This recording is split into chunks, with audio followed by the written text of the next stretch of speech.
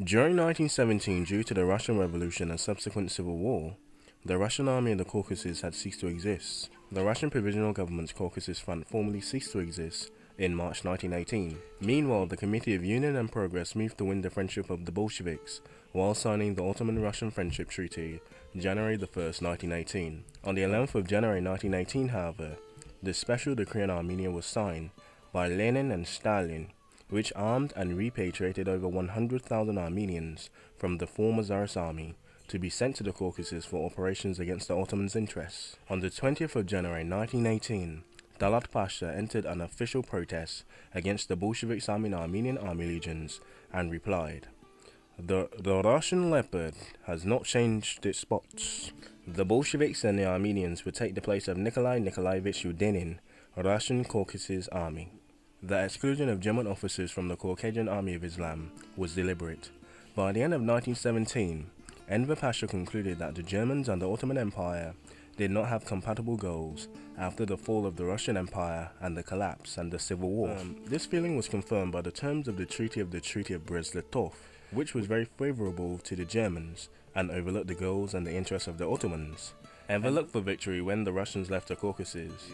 When Enver discussed his plans for taking over southern Russia, the Germans told him, "Ken Zukrik," keep out.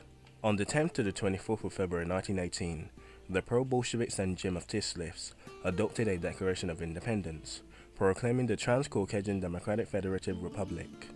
Delegates from the Republic and from the Ottoman Empire held in Trabzon peace conference to establish their borders. During the 30th of March to the 2nd of April 1918, thousands of Azeris and other Muslims in the city of Baku and the adjacent areas of the Baku government of the Transcaucasian Democratic Federative Republic were massacred by Danshiks with strong support for the Bolshevik Soviets. The Azeris refer to this as a genocide, or Azerbaijani or the Sokolyemo. This event was known as the March Days or the March Events. On the 5th of April 1918, both sides of the Trabzon Peace Conference agreed that a state of war had existed. On the 4th of June 1918, the Ottoman Third Army had advanced within 7 kilometers of Yerevan and 10 kilometers of Yerzamazin, which led to the Treaty of Batum, but was subsequently repelled by the Armenians. The Ottoman Third Army had secured the Ottoman Empire's pre-war borders, in the Caucasus at least. During late spring of 1918, Bolsheviks in Moscow sent oil from Baku over to the Caspian Sea and up the Lower Volga to the Austro-German forces in Ukraine, in return for the German financial support and German help to stop the Ottoman Third Army advancing through the Armenian territory and into the Caucasus.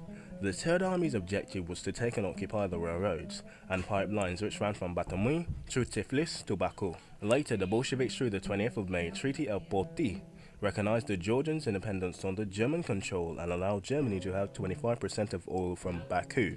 The Bolsheviks wanted Germany to prevent the Ottoman Third Army from taking the railroads and pipelines from Baku, because they were already overstretched by the Civil War. Subsequently, Erich Ludendorff of the German High Command sent forces to Georgia under Kress, or Kressenstein. After several skirmishes between the Ottoman Third Army and the German forces near Vorontsdavak, the German High Command objected and informed its Ottoman ally that Germany would withdraw its troops and support from the Ottoman Empire.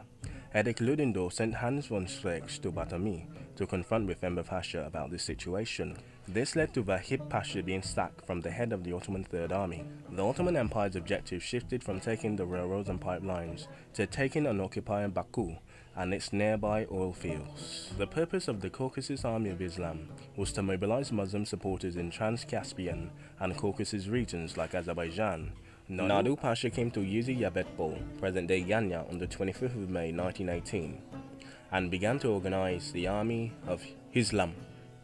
So first to Azerbaijan and the oil-rich fields of Baku.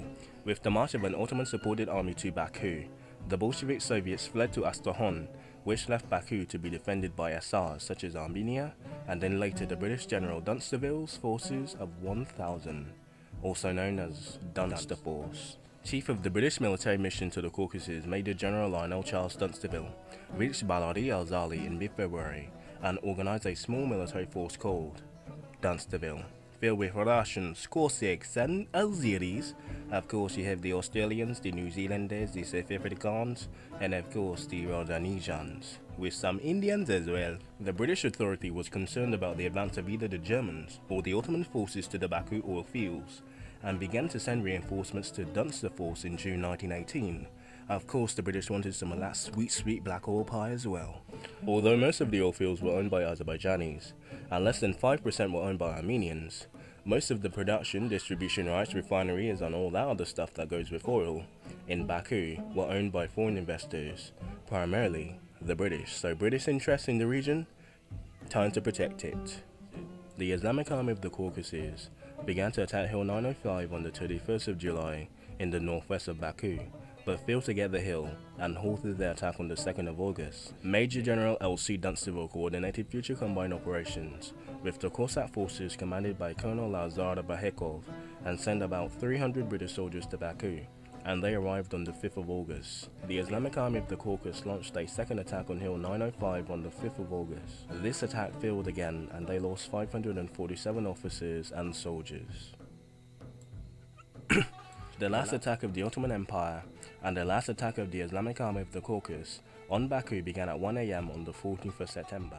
The Ottoman 15th Division attacked from the north, and the 5th Caucasian Division attacked from the west. British Major General Dunstable decided to withdraw at about 11 AM because of the failure of the defense. Dunster Force loaded its personnel and equipment and set sail for Barari Halzali at 10 PM on the 14th of September.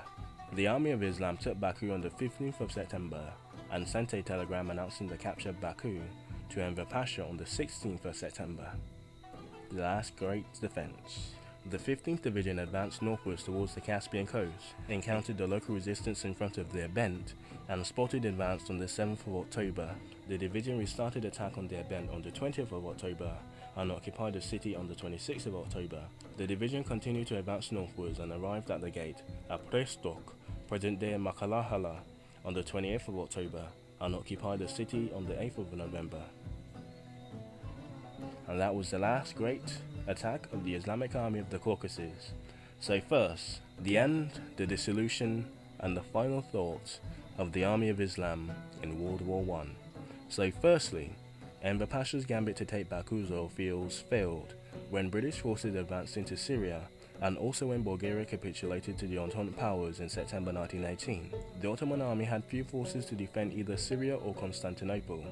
This allowed Franchet d'Esparis' allied forces and the Army of the Orient, along with Melali's Army of Salonika, to occupy western Thrace within a short march of Constantinople, which led to the armistice of Mudros. The British fleet could now sail through the Dardanelles, unlike 1915.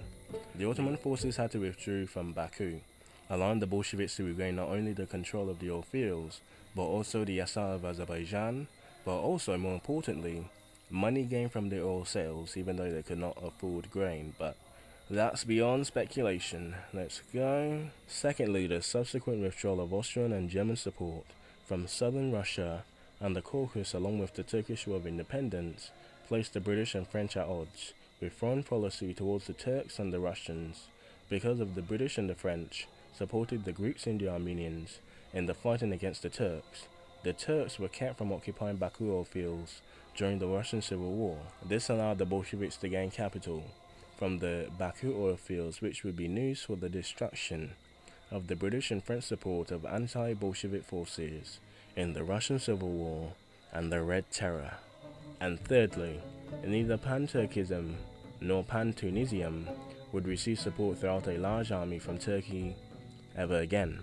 Finally, in the summer of 1918, Germany had unabashed support for the Zionists and a Zionist state, which would have allowed the Germans and Germany to gain railroads and pipelines and their concessions between the Levant and the oil-rich Persian Gulf. This was all part of the Rhein-Hoch-Osten. Instead, Germany shifted its foreign policy to support the Islamic forces in obtaining guarantees for oil supplies from southern Russia, Persia, Batami, Tiflis, Baku, and all of pretty much Caucasus region, thus splitting its foreign policy goals for those of Turkey and removing German support for Zionism.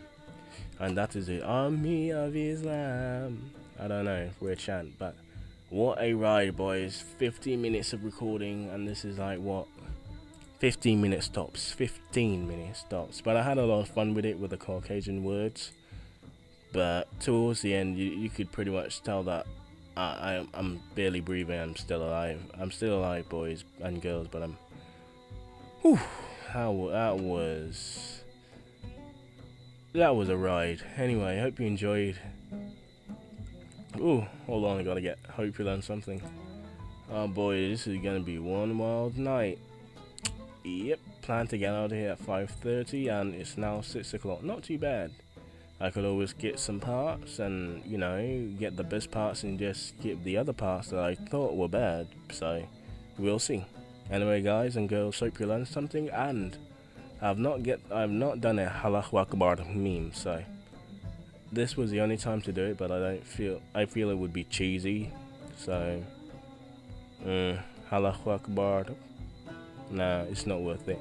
Anyway, hope you enjoyed, hope you learned something, and maybe with Crescent Moon, nah, I don't know. I want to be funny, but I don't want to be intolerant. Nah. Hello, Akbar. Learn something. Oh, I gotta stop. Learn something.